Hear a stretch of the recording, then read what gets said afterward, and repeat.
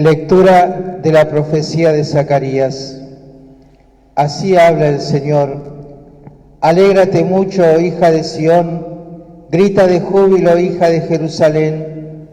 Mira que tu rey viene hacia ti. Él es justo y victorioso, es humilde y está montado sobre un asno, sobre la cría de una asna. Él suprimirá los carros de Efraín y los caballos de Jerusalén. El arco de guerra será suprimido y proclamará la paz a las naciones. Su dominio se extenderá de un mar hasta el otro y desde el río hasta los confines de la tierra. Palabra de Dios. Bendeciré tu nombre eternamente. Tu nombre eternamente. Te alabaré, Dios mío, a ti, el único Rey, y bendeciré tu nombre eternamente. Día tras día te bendeciré y alabaré tu nombre sin cesar. Bendeciré tu nombre eternamente.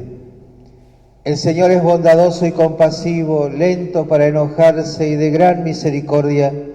El Señor es bueno con todos y tiene compasión de todas sus criaturas. Bendeciré tu nombre eternamente. Que todas tus obras te den gracias, Señor, y tus fieles te bendigan. Que anuncien la gloria de tu reino y proclamen tu poder. Bendeciré tu nombre eternamente. El Señor es fiel en todas sus palabras y bondadoso en todas sus acciones. El Señor sostiene a los que caen y endereza a los que están encorvados. Bendeciré tu nombre eternamente.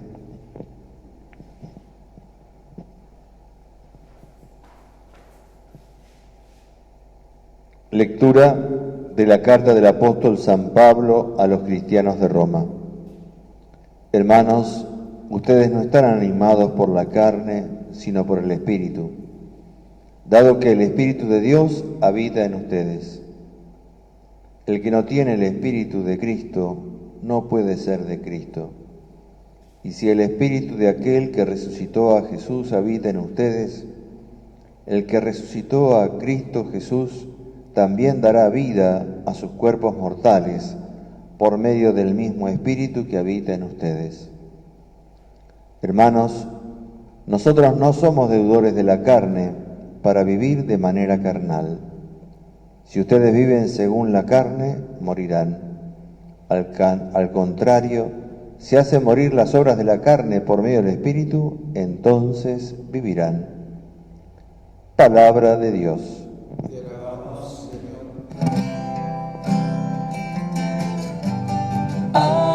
Aleluya, aleluya, aleluya, aleluya, aleluya, aleluya,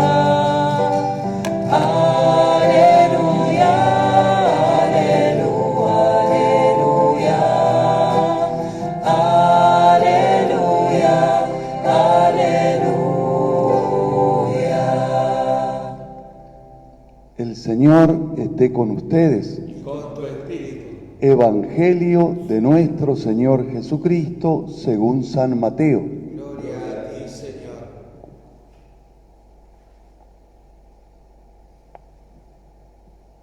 Jesús dijo: Te alabo, Padre, Señor del cielo y de la tierra, porque habiendo ocultado estas cosas a los sabios y a los prudentes, las has revelado a los pequeños. Sí, Padre, porque así lo has querido. Todo me ha sido dado por mi Padre, y nadie conoce al Hijo sino el Padre, así como nadie conoce al Padre sino el Hijo, y aquel a quien el Hijo se lo quiera revelar. Vengan a mí todos los que están afligidos y agobiados, y yo los aliviaré. Carguen sobre ustedes mi yugo y aprendan de mí, porque soy paciente y humilde de corazón, y así encontrarán alivio, porque mi yugo es suave y mi carga liviana. Palabra del Señor. Gloria a ti, Señor Jesús. Lo verán ustedes en casa, salió el sol, así que hay que poner a tender la ropita para aprovechar el solcito. Te alabo, Padre, Señor del cielo y de la tierra. Jesús se pone a hablar con su Padre en presencia de los suyos. Y dice el evangelista Lucas que en aquel momento Jesús se estremeció de gozo y movido por el Espíritu Santo dijo estas palabras: Te alabo, Padre, Señor del cielo y de la tierra. Entre Jesús y su Padre hay una comunión y una intimidad única, irrepetible, inconcebible para ningún hombre. Jesús no es solo el Mesías, es ante todo el Hijo muy amado de Dios Padre, que ha venido a este mundo. Y se estremece de gozo porque son los pequeños los que reciben su mensaje y su ternura, los que reciben el reino de Dios. No se le impide a nadie acceder a los misterios de Dios, a la salvación que nos ofrece nuestro Señor Jesucristo, pero debemos acercarnos a Jesús con humildad. El Evangelio no condena la ciencia, la sabiduría, sino la soberbia y la presunción. También hoy hay muchos eruditos, científicos, hombres y mujeres de la cultura que permanecen alejados de la fe y a menudo con hostilidad y desprecio a la fe, a los creyentes y a la Iglesia. Nos enseña el apóstol San Pablo en la primera carta a los Corintios, en el capítulo 1, que el mensaje de la cruz es una locura para los que se creen sabios, según este mundo. Porque la locura de Dios es más sabia que la sabiduría de los hombres, dice Pablo, y la debilidad de Dios más fuerte que la fortaleza de los hombres. Dios eligió lo que el mundo tiene por necio para confundir a los sabios, lo que el mundo tiene por débil para confundir a los fuertes, lo que no vale para aniquilar a lo que vale. Así, dice San Pablo, nadie podrá gloriarse delante de Dios. Y él agrega: por mi parte, no quiero saber nada fuera de Jesucristo y Jesucristo crucificado. Miren, los que conocemos la historia de San Pablo, sabemos que era un fariseo, hijo de fariseos, que estudió en la escuela de Gamaliel, era un sabiondo, un perseguidor de cristianos. Jesús lo tuvo que tirar por tierra para que perdiera la confianza en su fuerza y se abandonara a Dios y se dejara hacer por Él. Lo mismo cualquiera de nosotros. Quien se quiere apoyar en su ciencia, en su sabiduría, en sus conocimientos humanos y no busca la sabiduría de Dios, no lo va a encontrar. El Evangelio lo reciben los pobres, los pequeños, los que están abiertos a la gracia de Dios, no los sabiondos, los que creen saber todo.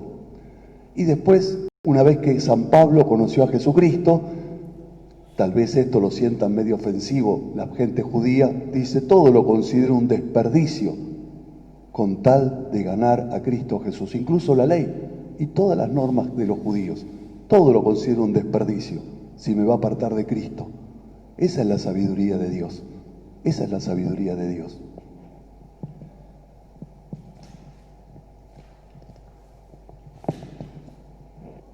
Pero que quede claro que el cristianismo no se basa sobre la ignorancia, sino sobre la humildad del hombre, y no condena la ciencia y la sabiduría.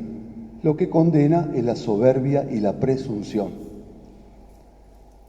El espíritu de los humildes es el que aparece en el Salmo 130, uno de los salmos, el salmo más cortito, aunque hay un chiste que dice que el salmo más corto es el Salmo 8, pero no, el salmo más cortito es el Salmo 130, que dice: Señor, mi corazón no es ambicioso, ni mis ojos altaneros, no pretendo grandezas que superan mi capacidad, sino que acallo y modero mis deseos, como un niño en brazos de su madre.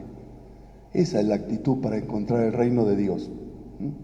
Hay una sabiduría que viene de Dios, la sabiduría de la revelación, los que saben por la fe, y el que sabe por la fe sabe que Jesús es el Hijo de Dios.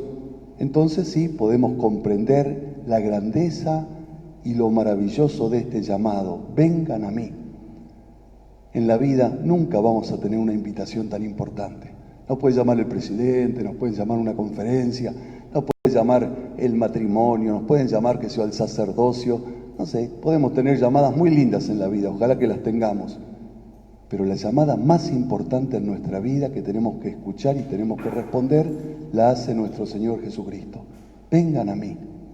Y la sabiduría de Dios y de la revelación y de la fe nos hacen saber que el que nos llama es el Hijo de Dios y no nos va a dejar pagando. Cualquier otro que nos llama no puede dar plenitud a nuestro corazón ni llenar de sentido nuestra vida, sea la esposa, sea el esposo, sea un hijo, sea un cargo. Nadie puede colmar el corazón del hombre. Jesucristo sí, vengan a mí. Y a lo largo del cristianismo, ¿cuántos hombres y mujeres han ido al Señor y llenaron de sentido su vida? ¿Cuántos hombres y mujeres estamos leyendo en los momentos de meditación al Padre Alberto Hurtado, el Padre Pío, Juan Pablo II, Teresa de Calcuta, Francisco de Asís, San Antonio, el que quieran? Hombres y mujeres que escucharon esta llamada fueron a Jesús y Jesús les llenó de sentido su vida.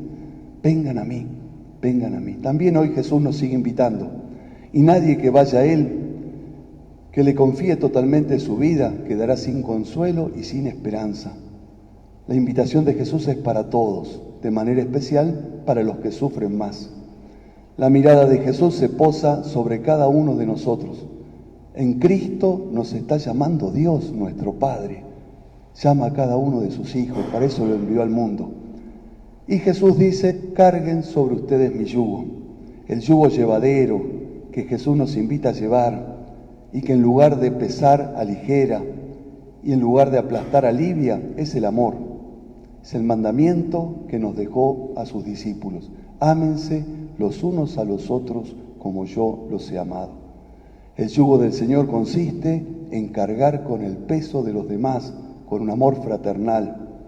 Una vez que recibimos el alivio y el consuelo de Cristo, estamos llamados a convertirnos en descanso, en consuelo para los hermanos, con la paciencia y la humildad con que Jesús nos espera a nosotros. Con esa paciencia y humildad que también nos ayuda a no cargar sobre los demás nuestros puntos de vista personales y nuestros juicios, nuestras críticas o nuestra indiferencia. Jesús nos invita, amémonos los unos a los otros como yo los he amado. Este es el yugo que quiere que carguemos, el yugo del amor. Esta tiene que ser nuestra regla de vida, que tiene su fuente en el amor de Dios, que nos dice una y otra vez, vengan a mí.